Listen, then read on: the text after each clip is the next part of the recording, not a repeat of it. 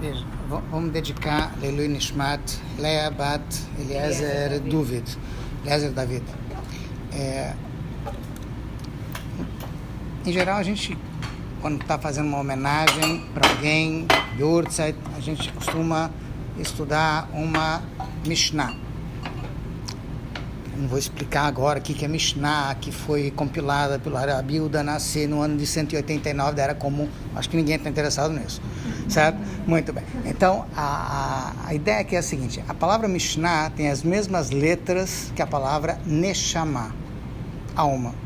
Daí porque há uma relação entre Mishnah e alma. Tá. Existe uma Mishnah que a gente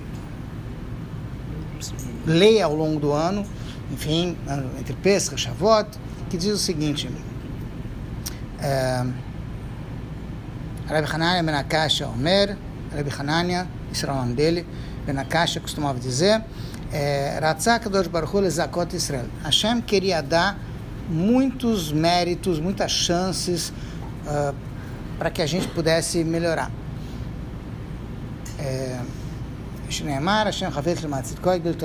Por isso que Hashem nos deu uma Torá muito grande, muito cheia de conteúdo. Tá.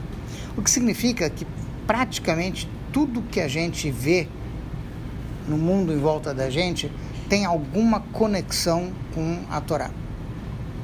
Então, obviamente, se a data do Yortzeit está relacionada com o dia 14 e 15 de Shvat, porque invariavelmente acaba entrando no dia de Tu B'Shvat também. Então, vamos estudar um pouquinho qual é a relação entre a Leia, Tu B'Shvat, a data, enfim, tudo aquilo que tem em volta, e como é que isso, de alguma maneira, tem a ver com a vida da gente. Que essa basicamente é a ideia. O nome Leia em hebraico significa esforçada. Leia, essa é a tradução do nome. Tá. Eliezer quer dizer Deus ajuda. E David quer dizer querido.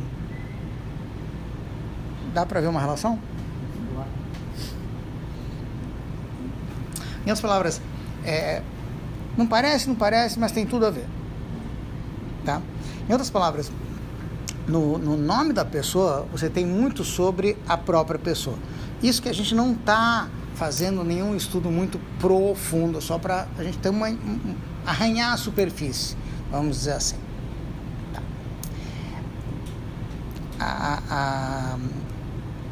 As aulas que a gente tinha, que ela participava e que ela fazia questão de opinar com frequência, era uma sequência de aulas que tinha entre Pesach e Shavuot, nas quais a gente analisava Sfirat HaOmer.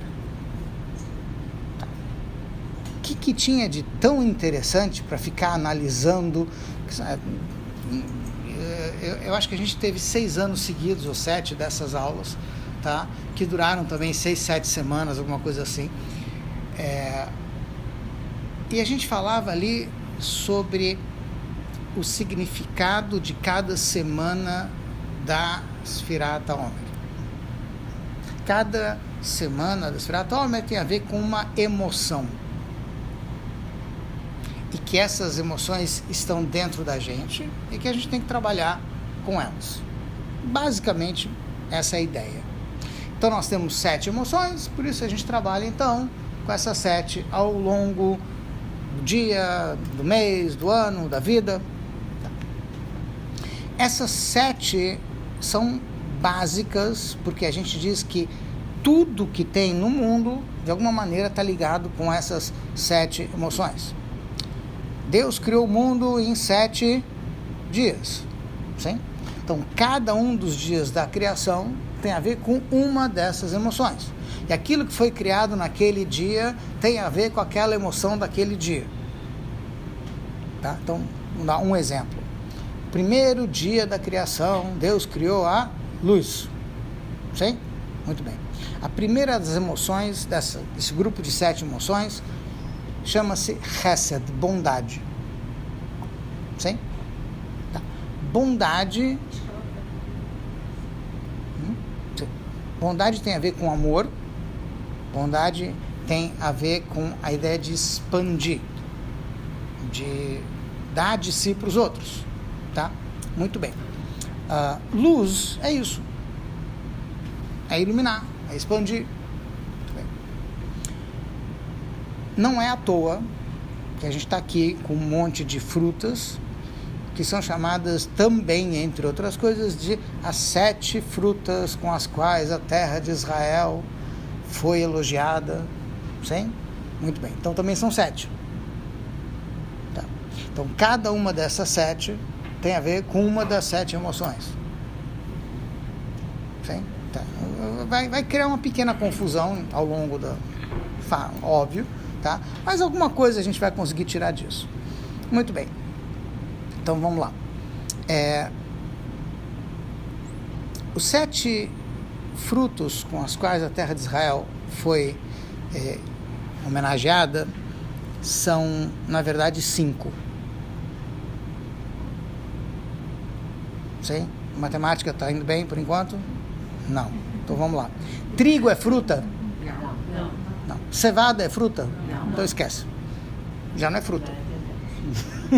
Certo? Tá. Mas está na lista dos 7. Sim. Mas não é fruta. Sim? Tá. Tem que comer em Tu B'Shvat ou não tem que comer em Tu B'Shvat? Bom, se quiser come. Tudo bem. Não tem problema.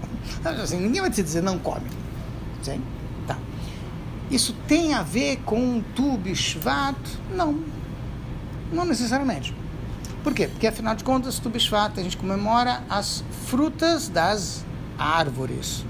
Sim? Veja bem, não é o ano novo das árvores, no sentido de que você vai e planta arvorezinhas no quintal, não sei o quê, porque isso daqui é dia das árvores, não tem nada a ver com Tu B'Shvat. Tu B'Shvat se comemora o fruto das árvores. Por isso que é a ideia de comer frutos. Muito bem. Então, E a farinha tem a ver? Hã? E a farinha? Nada. Por que ela tem que comer? Se você quiser Também fazer não. uma torta de uma das frutas, tu dá pra... Não, o que eu quero dizer assim, quer comer, come, não quer, não come. Minhas palavras. Ele é importante por causa do Tu B'Shvat? Sempre vai ser importante, mas não com Tu B'Shvat. Porque, explico. Como a gente está falando dos frutos das árvores, sim?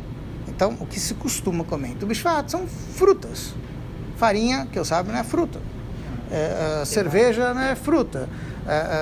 Sei lá, bolo não é fruta. Então, não pode comer? Então, quem te disse que não pode? Come o que você quiser. Não tem problema nenhum. Não, mas então maçã também é bom comer? Que não é das Sim, espécies? come. Tudo bem. Tá. Quer que eu te complique um pouquinho mais? Vamos complicar, não tem problema. A gente gosta, a gente é rapaz. Isso, então. Como o pessoal diz, a gente não está aqui para resolver, a gente está para complicar. Isso. Então vamos lá. Então vamos entender. Mas se não é da árvore, por que ela, Tu B'Shvat, tem que comer farinha? Isso que eu falei, não tem. Não tem que comer? Não tem.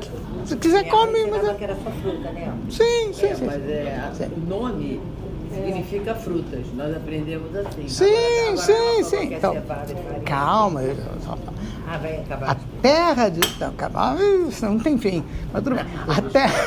A terra de Israel, na Torá, foi elogiada por ter todas essas coisas.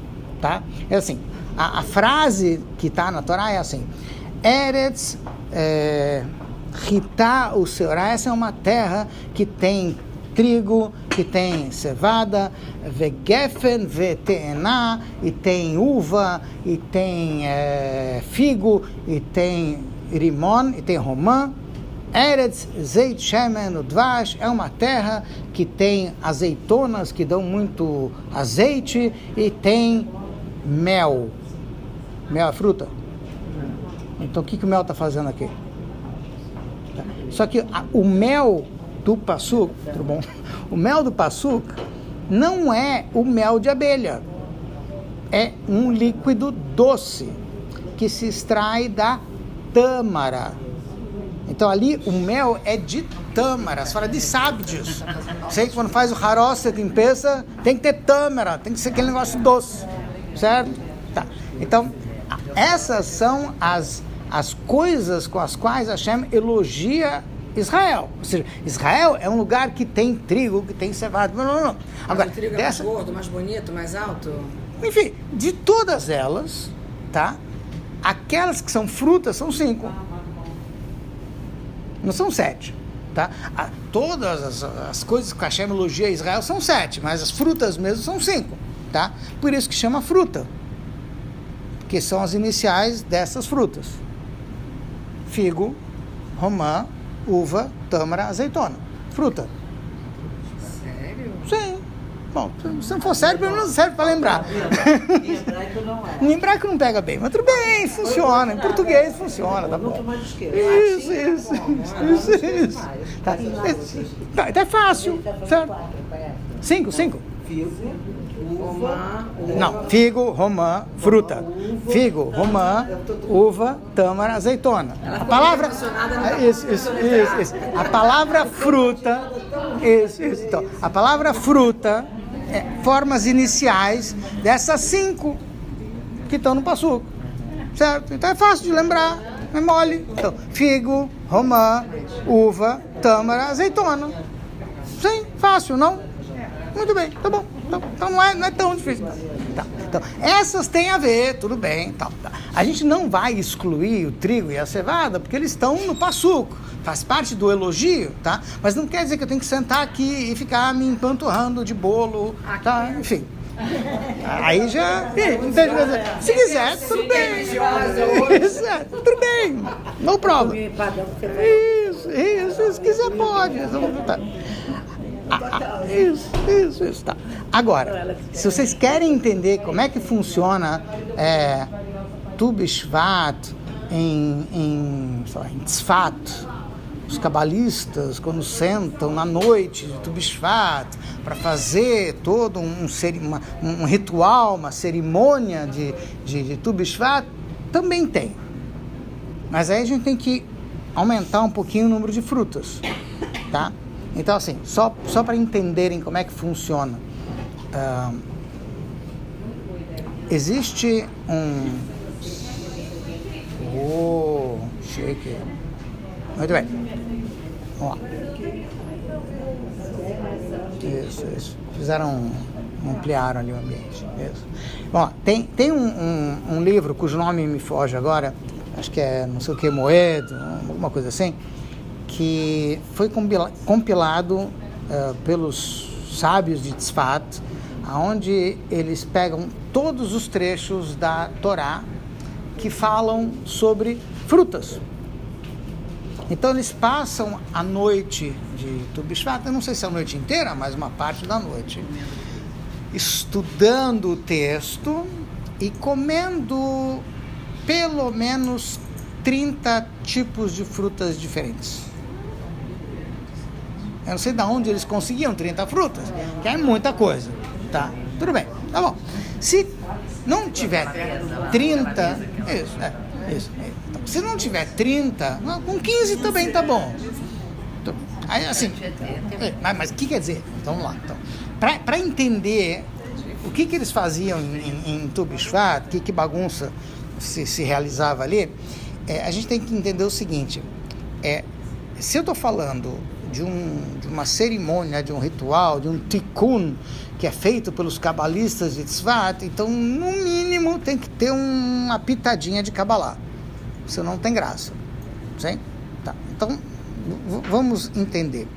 A ideia deles era de conseguir elevar o mundo físico através de que se come frutas. Que é uma pretensão muito bem. E aí, eles dividiam as frutas da seguinte maneira. Você tem algumas frutas que têm casca grossa. Nozes, sim, castanhas. Tá. Você tem algumas frutas que a casca não é tão grossa, mas também não é tão comestível. Dá para dar um jeito, uma laranja, você cozinhar a casca de laranja, enfim, que dá para... Tá, tudo bem. Sim, algumas que você consegue, tá. E você tem frutas que a casca e a fruta são comestíveis. Em outras palavras, dá para consumir ela por inteiro. Sim, maçã, pera. Então, eles dividiam as frutas em 3 grupos. Casca grossa, mais ou menos, e casca fina, comestível. Muito bem. Adivinhem qual é o mundo da casca grossa? É o nosso mundo, óbvio. Não preciso explicar. Sim, muito bem. Tá. Então, nos livros de Kabbalah, esse mundinho aqui... eu não estou falando das pessoas, estou falando do mundo. Não vamos misturar as coisas. Isso. Não é bem assim, mas tudo bem, vamos lá. A ideia é a seguinte: a ideia de uma casca não é uma coisa ruim, porque o objetivo, o motivo pelo qual qualquer fruta, enfim, tem uma casca, é para proteger a fruta. Sim? Tá. A questão é assim: ela protege, o que é bom, mas por outro lado, a casca também esconde. Você pode ter uma fruta que por fora parece linda, você abre, pode estar podre. Você não vê, porque a casca esconde. Tá? Então, a casca tem esses 2 lados. Por um lado, ela protege, por outro lado, ela esconde. Muito bem. Então, no mundo em que a gente vive, por um lado, se a gente visse a faísca divina que tem dentro de tudo, quer dizer, que Deus está dentro de tudo, em todo lugar, a gente não ia conseguir viver. É muita luz, ia deixar a gente zonzo, a gente não ia conseguir nem se mexer. Sim? Por isso, a Hashem tem que se esconder um pouco, para a gente conseguir viver, assim, não ficar ofuscado, tá? Mas a gente não pode esquecer dele. Mas, como você não vê, você acaba esquecendo. Então, esses são os 2, aí você vê os 2 lados da casca, tá? Ou seja, ele protege, mas ao mesmo tempo ele pode esconder. Então, esse mundo é chamado de mundo da casca grossa, por quê? Neste mundo é mais difícil você ver Deus dentro das coisas. Você às vezes tem que quebrar a casca para poder enxergar que tem algo de divino ali. Tá? Então é por isso que esse mundo é chamado de mundo da casca grossa, ou Gan Egozim, o jardim das nozes, enfim. Tá. Acima deste mundo, em paralelo, existe o mundo dos anjos, chamado de mundo de Yetzirah. Então tem esse mundo aqui é o de Asiá, da ação, porque o jeito de quebrar a casca é fazendo. Entende o que eu quero dizer? Para você ver Deus no teu dia a dia, você tem que praticar boas ações. Senão você não quebra a casca. Ficar só meditando não ajuda. Em alguma coisa ajuda, se levar à ação. Mas se não levar à ação, não muda nada, o mundo continua escondendo. Tá, muito bem. Aí você tem o mundo dos anjos. No mundo dos anjos você não tem ação. Não é um mundo de ação propriamente dito. Tá? E no mundo dos anjos é óbvio que é muito mais fácil de enxergar Hashem, enxergar a presença de Deus. Tá? No entanto, tem alguns anjos que têm umas missões ingratas. Não são, enfim, então você tem alguma coisa que esconde, mas é muito menos, obviamente, comparado com esse mundo. Tá? E acima do mundo dos anjos, você tem o mundo das cascas finas, que é o mundo das almas, porque as almas estão acima dos anjos. A alma divina que está dentro da gente é mais poderosa, é mais elevada do que um anjo. Então, judaicamente, eu não posso dizer fulano era um anjo, ou fulana anja, acho que não dá. Mas, enfim, tá? Por quê? Porque eu estou rebaixando a pessoa. Isso não é um elogio. Estou dizendo que ela é menos. Uma alma é mais do que um anjo. O anjo, ele é estático. Ele não tem como subir nem descer. Ele sempre vai estar naquela mesma função. Sim? Se ele é o anjo da bondade, sei lá, Michael, se é o Refael que vai dar a cura, vai curar, sim? Aí a gente falou que tem alguns anjos ruins, assim, que atrapalham a vida da gente, sim? Sim, o anjo da cura é o Refael, o anjo da bondade é o Michael, o anjo da justiça é Gabriel, sim? E o anjo que atrapalha a sua moradia chama-se aluguel. Isso, muito bem, tá. Entre outros. Isso eu já falei ano passado, retrasado. Certo, muito. Enfim, tá. Então assim, tá. O que eu quero dizer é que tem alguns que são, tá. É isso. Um anjo. Tá. Então o que acontece? Eles não saem da função deles. Eles não têm como ser mais nem menos. Eles vão ser sempre aquilo ali, tá? Uma alma pode se elevar. Através daquilo que a gente faz, a gente pode subir de nível, tá? Ou o contrário, mas a gente tem como crescer. Por isso que o mundo das almas é um mundo mais elevado. Porque ele pode cada vez se elevar. As almas podem se elevar cada vez mais, tá? Isso está embutido nelas, tá? Então, isso tem a ver com, como a gente falou, certas frutas que tem casca fina, casca grossa, etc, etc, etc. Tá. O Rebbe fez questão de ensinar para a gente como trabalhar com essas 7 espécies dentro da gente. Dentro daquele esquema emocional que a gente falou antes, que você tem Chesed, Gvurah, Tiferet, em todas as 7 emoções. De alguma maneira, isso também tem como eu usar em termos de frutas dentro de mim. Tá. Vamos tentar entender isso um pouquinho melhor.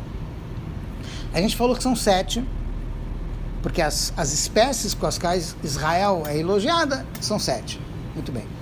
Trigo é o alimento do ser humano. Pão é feito de trigo. Sim? Tá. Cevada é o alimento do animal. É o que você dá para o animal comer. Sim? Tá. Então, o trabalho que a gente faz com o trigo é diferente do trabalho que a gente faz com a cevada. Ou seja, dentro da gente existe uma alma divina e uma alma animal. Alimentar a alma divina, estudar a Torá, fazer tefilá, sim? Isso tudo alimenta a alma divina.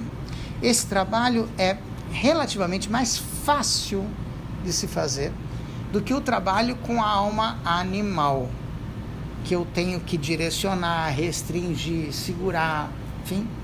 Tá. Então, primeiro vem o trigo, vamos incentivar o positivo, e aí depois vamos ver se a gente consegue com isso ganhar força para trabalhar com o animal que está dentro da gente. Mas esse trabalho de ficar se controlando, se reprimindo, enfim, que é o trabalho de Gvura. O primeiro trabalho, o da alma divina, é Chesed, é bondade, é expansivo, vamos fazer, tudo bem. Mas o outro é Gvura, é segurar, é controlar, é direcionar. Tá. Desgasta um pouco. Ficar se segurando o tempo todo é meio pesado, sim? Tá. Então, você tem que chegar para o terceiro, que é Tiferet. Tá bom? Tiferet é equilíbrio, harmonia, compaixão, verdade, enfim, um monte de... A fruta que está nesse terceiro aí é a uva.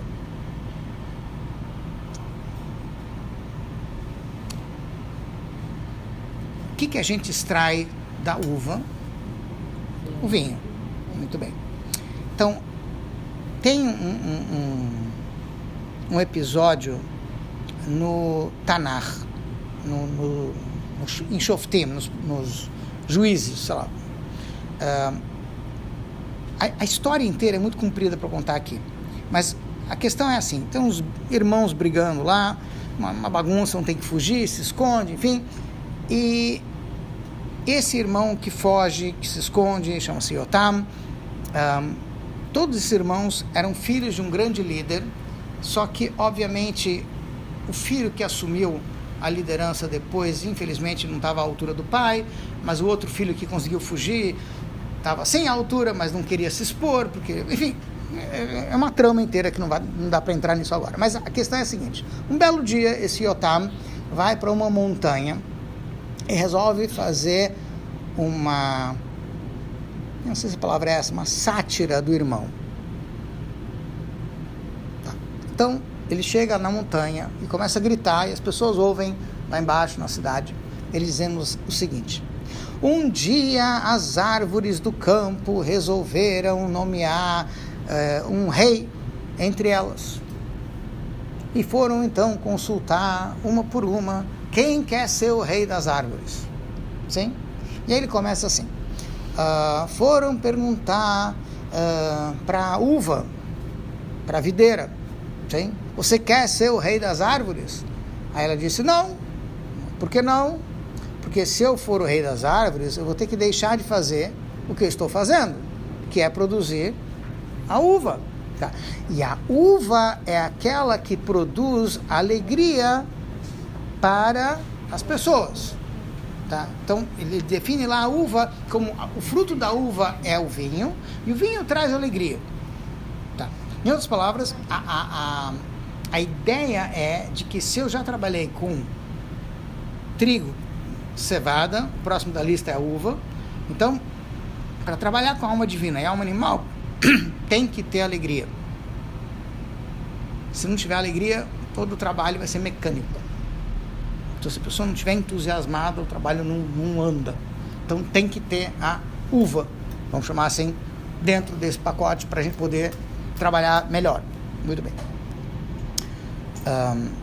Naquela história lá das árvores, querendo quem vai ser o rei, ele vai, atravessa a lista toda de um monte de árvores, todo mundo diz: eu vou deixar de fazer o fruto que eu estou fazendo para ser o rei das árvores. Tem que, no final das contas, quem vira o rei das árvores?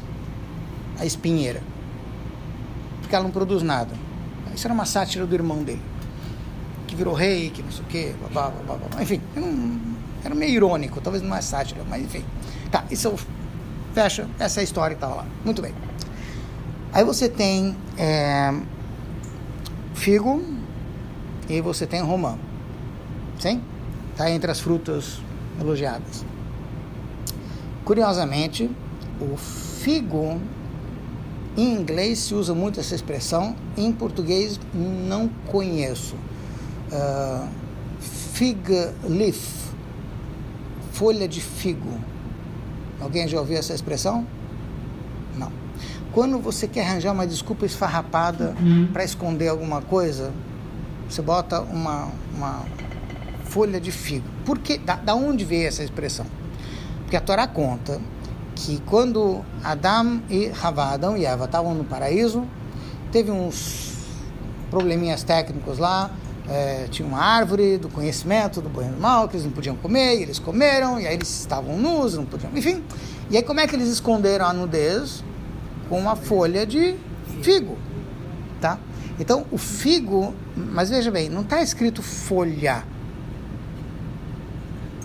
Está escrito que fizeram cintos, roupas com as folhas de figo. Costuraram. Não foi uma folhinha. Uma folhinha não cobre nada, realmente. A expressão é essa, tá? Mas não é o que está escrito. Está escrito que fizeram hagorot, vários cintos, com isso eles se cobriram. Muito bem. Então, a ideia do figo é que o figo é uma espécie de roupa. Em hebraico, a palavra roupa, você tem duas palavras, tem beged e tem levush. As duas palavras querem dizer roupa, tá? Mas como em hebraico não existem exatamente sinônimos, então cada uma tem uma função em determinadas frases, enfim. A palavra beged em hebraico quer dizer traição. Porque a primeira roupa surgiu quando eles traíram Deus. Tá. E levush quer dizer para a vergonha.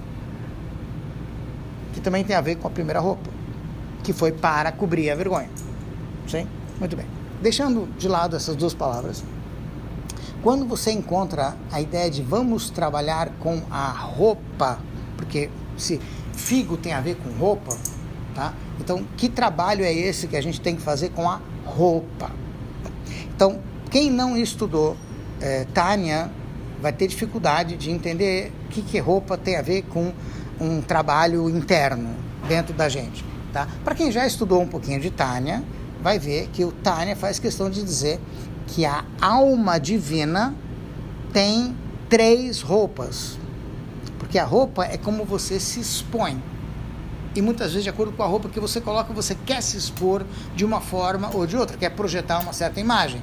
Muito bem, então no Tânia ele diz o seguinte: a roupagem da alma, como que a alma se expressa, ela tem roupas internas e roupas externas, como a gente tem roupas internas que ninguém vê, tem roupas do meio, tem roupas externas, tá? A diferença entre as roupas é que quanto mais externa, um casaco, por exemplo, você tira e põe sem problema nenhum, tá? Quanto mais interno, mais difícil de tirar e pôr, tá? O que é chamado de roupa interna e roupa externa dentro da gente? Então, a roupagem interior da gente é o pensamento. É como você se expressa para você. Sim? E tem muitas vezes que você não quer que ninguém saiba o que você está pensando, porque realmente é só para mim, tá? Essa é a roupa interior. É muito difícil tirar e pôr.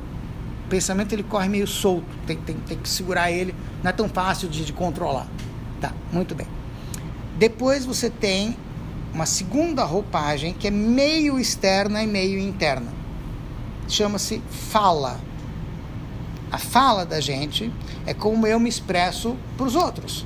Então, através do que eu digo, as pessoas têm como saber um pouco mais do que eu sou. Sim? Então, é uma roupa com a qual eu me exponho. Tá. É bem menos ligado a mim do que o pensamento. Porque eu controlo, ou pelo menos eu tento controlar o que eu falo, o que eu quero que os outros vejam de mim. Sim? Tá. Então, essa é uma outra roupa. E, por fim, a roupagem mais externa que a gente tem é a ação. Por quê? A ação, eu não falo só com seres humanos. Na ação, eu falo com todos os seres. Porque se eu quero falar com um objeto inanimado, eu faço uma ação. É assim que eu me comunico com ele. Tá? Então, a ação é como a minha roupa mais externa, ao qual eu me comunico com todos. Muito bem. Então, o que está nos ensinando o Figo? Que eu tenho que também cuidar das 3 expressões. O que eu penso, o que eu falo e o que eu faço. No Tânia, o Rebbe diz o seguinte, o Alter Rebbe, o primeiro Rebbe, lá no finzinho do Tânia, capítulo 22, enfim, no Igerta Kodesh, ele traz a seguinte ideia. Eu não sei se vocês já ouviram 2 palavrinhas que costuma causar terror quando as pessoas estão no cabeleireiro.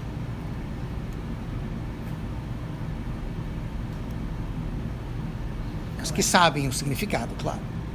Os que não sabem não aterroriza ninguém. Não. Chegou a conta, acabou a luz. Em hebraico. Em hebraico? Por isso eu falo. Tá bom. Tá bom. Então vamos lá. Então, as 2 palavrinhas que causam terror no cabeleireiro são Lashon Hara. Ah, sim. É o tempo, o salão de cabeleireiro é o tempo. Então, certo? Então isso. Faz parte. Então o pessoal fica todo... A gente não sabe o que quer dizer isso. Aqui ninguém associou. Ninguém entendeu isso. Tá, então, o que acontece? A ideia primeiro, o que é Lashon Hara? Lashon Hara é falar mal dos outros.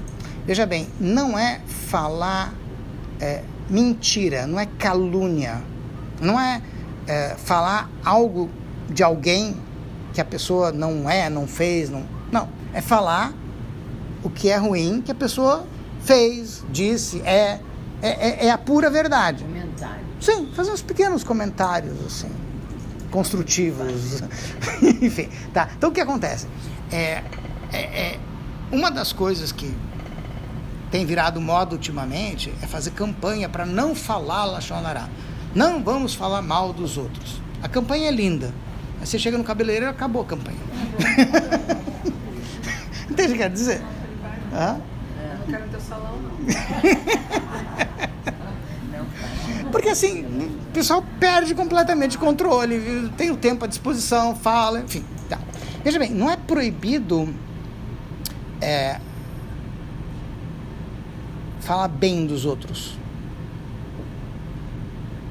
É proibido falar bem de alguém para o seu inimigo. Como é que é? É proibido falar bem de alguém para o seu inimigo. Vamos imaginar o seguinte. Sabe quem é o inimigo? Vamos lá. Moisés brigou com o Yaakov. Só para dar um exemplo. Sim? Aqui, no dia a dia. Moisés brigou com o Yaakov. Acabou, tá? Muito bem. Então o Moisés tem raiva do Yaakov, o Yaakov tem raiva do Moisés. Sim? Aí eu vou pro Moisés e falo bem do Yaakov. Mas isso não seria uma mitzvah? Não, porque eu vou acabar Você vai ouvindo. dizer que ele é uma pessoa querida Isso também. Isso. Então, se eu falar pro Moisés que o Yaakov. Respeitar. Não, se eu falar pro Moisés que o Yaakov é gente boa, o Moisés vai dizer, raiva de mim. Porque o Moisés, o Yaakov isso. Aí eu provoquei. Ele quer abrir um fone, ligar um Eu fone. provoquei, exatamente, eu provoquei ele falar mal do outro. Então não fala. Hoje não fica com raiva do Iaco. Ele faz Ele fez essa mitzvah, Eu sei, então. pode abrir uma Mas, chance sim, mas não pro inimigo. dele ter uma Sim, visão sim. diferenciada. Mas não pro inimigo dele. Fala pra quem se quiser, pra todo mundo, menos pro... Melhorar essa situação. Ah, mas você entendeu o que eu tô falando? Porque se você fala pro inimigo, você... Como é que você pode intermediar, fazer com que o Moisés fiquem bem? Fazer a paz? Tá bom, então você... Não, Rabano, cá entre nós. Tudo bem. Não acho que é isso. Não, não é isso. Aaron, você tem Aaron, você tem um exemplo, tá? Aaron, nosso, como é que eu vou dizer? O irmão de Moshe Rabbeinu, sim? Muito bem. Então, tem uma frase no Pirkei Avot que diz o seguinte: Heve mitalmidav shel Aaron, seja um aluno, um discípulo, siga no caminho dele. O Hev Shalom, Verodev Shalom, ele amava a paz, buscava a paz. E aí, então, pergunta-se, tem... O pessoal aqui conhece Pirkei Avot, sim? Tá bom. Pirkei Avot é um tratado de Mishnah que tem 5 capítulos. Sim. No Talmud, existe um tratado chamado Avot de Rabi Natan. Como se estudava o Pirkei Avot? Na escola, enfim, na yeshiva do Rabi Natan, sim? Que é o Pirkei Avot explicado. Sim? Então, se no original o Pirkei Avot tem 5 capítulos, no Avot de Rabi Natan tem 40. Sim? 8 capítulos para cada um. Tá. Então, no Avot de Rabi Natan, sobre essa Mishnah de Aaron, que diz que ele buscava a paz, fazia a paz entre as pessoas, lá se explica como que ele fazia para as pessoas ficarem em paz umas com as outras. Tá? Então, consta lá o seguinte, que Aaron, quando via que uma pessoa brigou com a outra, ele esperava a chance de falar com um dos dois, tipo, pegar o Moisés, tá? E ele chegava para o Moisés e dizia assim, olha, eu andei falando com o Yaakov, e o Yaakov está muito arrependido do que ele lhe disse, mas ele não achou a oportunidade de pedir desculpas, só. Depois ele ia falar com o Yaakov, sim? E dizia para o Yaakov, olha, eu andei falando com o Moisés está muito arrependido do que ele lhe falou, do que ele fez, mas ele não está achando a oportunidade de poder te pedir desculpas. Ele plantou a sementinha num e plantou no outro. Tá? Então, eventualmente, em algum momento... Ele não falou a verdade. Não, ele falou a pura verdade. Eu já vou explicar. Não, eu vou explicar já porque que ele falou a pura verdade, tá? Vocês têm um pouquinho de paciência, tá? Isso. Tá? Aí o que aconteceu? É uma maneira de apaziguar. Não, então o que aconteceu? Agora que ele plantou a sementinha num e no outro, em algum momento os dois vão se encontrar e vão acabar. Vai murchar. Isso, vão conseguir conversar, vão conseguir trocar, pedir desculpa, enfim, alguma coisa boa vai sair disso. Muito bem. Isso. Aí pergunta-se, o que vocês perguntaram com razão, mas é mentira! Não, deixou de ser. Como é que Aaron inventou uma mentira dessas? Tá, muito bem. Então, existe uma frase do segundo Rebbe, eu acho que é, o mito do Rebbe, enfim, que diz o seguinte: quando duas pessoas estão estudando Torá juntas, fazendo mitzvot juntas, enfim, são dois Yetzer Hatov contra um Yetzer Hara, ou duas almas divinas contra uma alma animal. Sim? Tá. Para todo mundo que tem um pouquinho de conhecimento de matemática, essa equação não está certa. Porque cada um de nós tem uma alma divina e tem uma alma animal. Sim? Se eu me juntei com alguém para estudar, para fazer mitzvah, para rezar, para alguma coisa boa, sim? São 4. É 2 contra 2. Não é 2 contra 1. Então, como é que o Rebbe, que não era uma pessoa ignorante, sabia matemática, pelo menos, tá? Com certeza, se ele sabia disso, como é que ele diz que não? Quando duas pessoas se juntam para fazer uma coisa boa, são duas almas divinas contra uma alma animal. Não, é 2 a 2. Continua 2 a 2. A alma animal não fugiu. Enfraquece, né? Ó, então, a questão aqui é outra. Qual é a diferença entre uma alma divina e uma alma animal? Então, pela enésima vez, eu espero que não esteja sendo pedante, a gente sabe que a alma que está buzinando no ouvido da gente é a alma animal, porque ela é animal, certo? Então, o que quer dizer animal?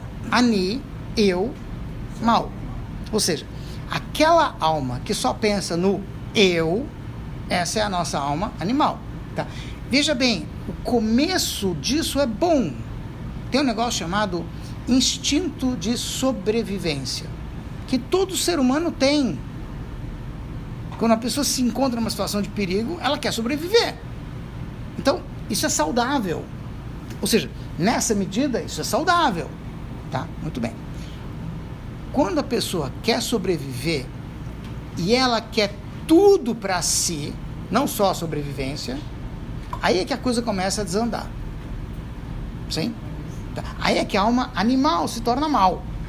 Porque tudo só para você. A alma divina é aquela alma, aquela parte da gente que consegue enxergar que existe o outro. Que existe Hashem. Tá? Por isso que ela é divina. Muito bem. Então, a alma divina, como ela consegue enxergar o outro, ela consegue se unir com o outro. Porque ela enxerga o outro. Tá? A alma animal, como ela é egoísta, o outro só existe para servir a ela. Sim? Então ela não enxerga o outro. Ela é egoísta. Sim? Por isso, quando duas almas divinas se unem, as duas almas animais não conseguem se unir. Então, quando duas pessoas querem fazer uma coisa boa, sai muita coisa boa. Porque a alma animal não consegue entrar no meio. Porque ela não consegue pensar em outro, ela só consegue pensar em si. Entende? Muito bem. Aaron, o irmão de Moshe Rabbeinu, olhava para a pessoa e dizia o seguinte: o Moshe brigou com o Yaakov. A alma divina do Moshe com certeza não brigou com a alma divina do Yaakov. Elas não brigam. Quem brigou? A alma animal do Moshe brigou com a alma animal do Yaakov. Mas lá no fundo, a alma divina do Moshe e a alma divina do Yaakov quer fazer as pazes. Ela não quer ficar brigada. Então ele não está mentindo. Ele está falando o que a outra alma está sentindo. O que é verdade. É perfeitamente é real, é verdadeiro, é o que tem que ser. Tá? Só que a alma animal, nesse momento, virou uma casca que esconde a alma divina. Entende o que eu quero dizer? Por isso que a gente não enxerga esse lado do Moshe ou esse lado do Yaakov. Só que Aaron conseguia enxergar. Então, já que ele enxergava, ele conseguia tirar isso, fazer com que isso emergisse mais para frente. Sim? Muito bem. No Tânia, o Alter Rebbe diz o seguinte: só dá para pensar mal, falar mal, falar mal, fazer mal, quando na cabeça da gente a gente também pensa mal. Em outras palavras, o Alter Rebbe, ele não diz: pessoal, tomem cuidado com Lashon Hara. ele diz, tomem cuidado com machshavá ra'á, com mau pensamento. Porque no momento em que você já está pensando mal, vai sair.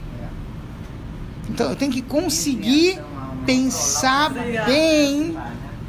Isso é o trabalho. Antes da fala, conseguir pensar bem. Então, não deixa de ser um trabalho, mas tem que pensar. Então é isso que ele fala, que a ideia da Romã é que eu tenho que saber que eu tenho um trabalho com o pensamento, tenho um trabalho com a fala, eu tenho um trabalho com a ação. E isso todos nós temos que fazer. Faz parte do crescimento da gente. Tá? Veja bem, todas as frutas, a gente vai terminar a lista se Deus quiser, porque o tempo já está um pouco além do necessário. Tá? Depois eu volto para o começo e fechamos. Tá? Você tem agora a Romã. Sim? Muito bem. A Romã, o Talmud ele diz que é bom a gente ter Romã na mesa em Rosh Hashanah. Não é isso? Tá. E aí o pessoal pegou isso para o ano novo. Aí não sei como que misturou as coisas, mas tudo bem. Tá. Enfim, tá bom. Mas a Gemara pergunta por que é importante ter Romã em Rosh Hashanah? Porque, como em Rosh Hashanah, uma das coisas que acontece é o julgamento como um todo do povo judeu, do mundo inteiro, enfim, na Torá, a gente é comparado com uma Romã. Shira Shirim, que fela Harimon Rakatir, enfim. E aí a Gemara fala o seguinte: Reikanim Shebach, a pessoa mais vazia entre vocês, Melea Mitzvot Kerimon, está cheia de mitzvot, como uma romã está cheia de sementes. Tá? Ou seja, a romã representa aquilo que você não vê de bom que está nas pessoas. Porque você olha para fora, você não vê semente. É só se você abrir. Sim? E está cheio de semente. Então, assim, você pode achar que aquela pessoa é vazia, mas você não sabe. Com certeza, por dentro, ela está cheia de mitzvot, cheia de coisas boas. Tá? Ou seja, o trabalho da Romã é conseguir trabalhar e ver as mitzvot que tem dentro de cada um. Dentro da gente também. Em outras palavras, não tem um Yehudi que não queira fazer mitzvot. Todos querem. A questão é se a gente consegue abrir a casca. Se a gente conseguir abrir a casca, a gente vai conseguir chegar lá dentro. Tá, vamos dar um exemplo simples. Eu acho que não sei se é tão simples, mas pelo menos só para ilustrar, que é o seguinte. Rabino Adin Steinsaltz, se eu não me engano, ou ele ou outro rabino, dava aula de Talmud, se não estou enganado, numa universidade Beersheba, no sul de Israel. Muito bem. Era uma aula muito interessante. E, aos poucos, todos os professores da universidade, judeus, começaram a vir para a aula. No começo, só aqueles que eram mais religiosos. Depois, o pessoal achou que o assunto era acadêmico, era interessante. E, aos poucos, os professores começaram a vir, mesmo aqueles que não tinham nenhuma afinidade com religião, mas a discussão era boa, enfim. Tá. Passa um tempo e todos os professores participam da aula, exceto um. Tem que ter um do contra, senão não tem graça. Então tinha um do contra, que ele não ia de jeito nenhum. Mas todos os professores já estavam chamando ele. Mas vai lá, é gostoso, interessante, o cara não enche as paciências, não sei o quê. Nada. Um belo dia, esse professor provavelmente estava saindo do elevador e deu de cara com o Rabino Adin Steinsaltz, que provavelmente ele estava evitando de encontrar. E aí o Rabino se vira para ele e fala: Fulano, todos os teus amigos estão lá na aula, por que você não vem? Aí ele não tinha como escapar. Então ele falou: Rabino, eu e você não temos nada em comum. Ele falou: nada em comum? Nada em comum. Ele falou: como assim? Rabino, eu como porco em Yom Kippur. Aí ele perguntou: só em Yom Kippur?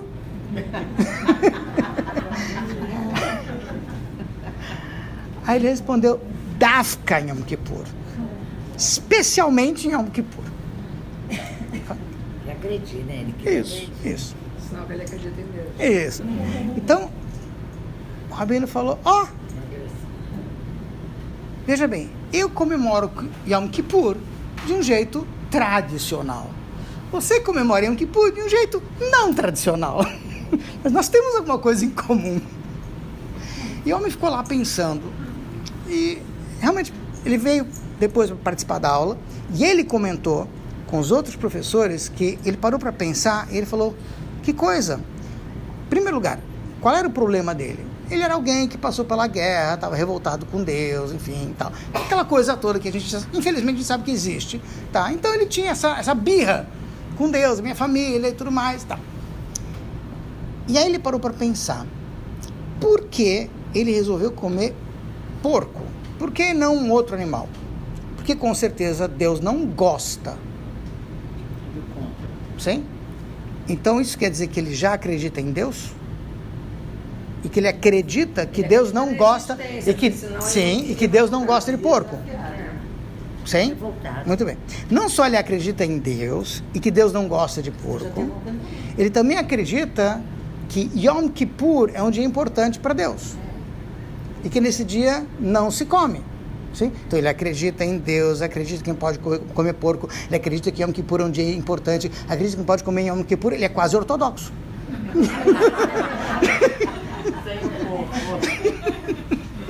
Entendeu? Então, como você vai dizer que não temos nada em comum? Temos tudo em comum. Talvez não do jeito igual, mas temos muita coisa em comum. Tá? Então, assim, não tem um Yehudi que não esteja cheio de mitzvot. A gente, às vezes, tem que saber como tirar, como abrir a casca, tirar as sementinhas lá de dentro. Tá bom? Então, exige um pouco mais de trabalho, mas não tem como dizer que não tem. Tá? E, por fim, a gente tem a tâmara. Como a gente disse antes. Tâmara. Não, é Netzrihod, aparentemente. Aparentemente, é. Yesod seria a azeitona e Malhut seria a tâmara. Enfim, veja bem, não vai fazer muita diferença agora com quem que é o quê. Hã? Isso, já falei. Essa daí já... Então, o que acontece? Você tem a azeitona e você tem a tâmara. Essas duas são as que estão faltando aqui na lista, tá? O Talmud diz o seguinte: azeitona é um fruto que você extrai dele o melhor quando você espreme. Mas não só espreme, você quebra. Sim, quando você quebra a azeitona, aí você produz o azeite, que ilumina. Tá. Então, uma das coisas que a gente aprende aqui é o seguinte: a gente está não no melhor das épocas, a gente está no Galuta, a gente não está em Israel, o Mashiach ainda não está aqui, visivelmente, o Benjamin, enfim, as coisas não estão perfeitas, tá? E mesmo assim, a gente ainda se preocupa em fazer alguma coisa boa, alguma mitzvah, sim, no Rio de Janeiro. Eu já falei algumas vezes que Rio de Janeiro é muito mais fácil ser religioso do que em Jerusalém ou do que em Nova York. Já comentei isso algumas vezes, tá? Vou te explicar. Para ser religioso, considerado religioso, em Jerusalém, Nova York, Bnei Brak, sei lá, você tem que comer kasher, 100%, fazer Shabbat, 100%, sim? Tá. No Rio de Janeiro, se você vem 5 vezes por ano na sinagoga, você já é religioso. Não sendo bar mitzvah, não sei o que. Acabou. Então é muito mais fácil, certo? O que significa que você carrega uma responsabilidade. Por quê? Se você, uma dessas 5 vezes, você vem no Beit Lubavitch, você é ultra-ortodoxo. e vão te olhar assim. Isso que é o negócio. Então saiba, assume, faz parte. Tá? Tudo bem. Então, o que eu quero dizer é o seguinte: tem, vamos dizer assim, um esforço, e esse esforço, quanto maior ele é, mais ele produz. Uma pessoa que consegue fazer alguma coisa de kasher, por exemplo, no Rio de Janeiro, quando ela sai daqui, ela vai conseguir fazer kasher em qualquer lugar. Entende o que eu quero dizer? Porque aquela espremeu, alguma coisa ela fez. Tem gente que quando sai de Bnei Brak, ou sai de Israel, sai de Nova York, fica perdido. Porque nunca passou pelo aperto. Entende o que eu estou dizendo? Isso. Então, isso. Então, esse é o trabalho da azeitona. Tá? é aperto, a luz sai do aperto. Muito bem. E por fim, a tâmara é o que tem o doce. Só que para sair o doce, tem que trabalhar muito e tem que ter muita fé, muita confiança. Tem uma história no Talmud, não me lembro agora os detalhes, não vou entrar nisso também que eu não lembro, de um rei de Roma, enfim, que vê um velho plantando uma tâmara, uma tamareira. E ele pergunta, mas por que você está plantando uma tamareira? Uma tamareira leva 70 anos para dar frutos. Então, para que você está plantando? Vai ver. Tá? Você não vai ver. Aí ele falou, quando eu vim para esse mundo, já tinha uma tamareira me esperando, porque meu pai, meu avô, meu bisavô. Sim. Então, eu também vou plantar para os meus netos. Tá? Então,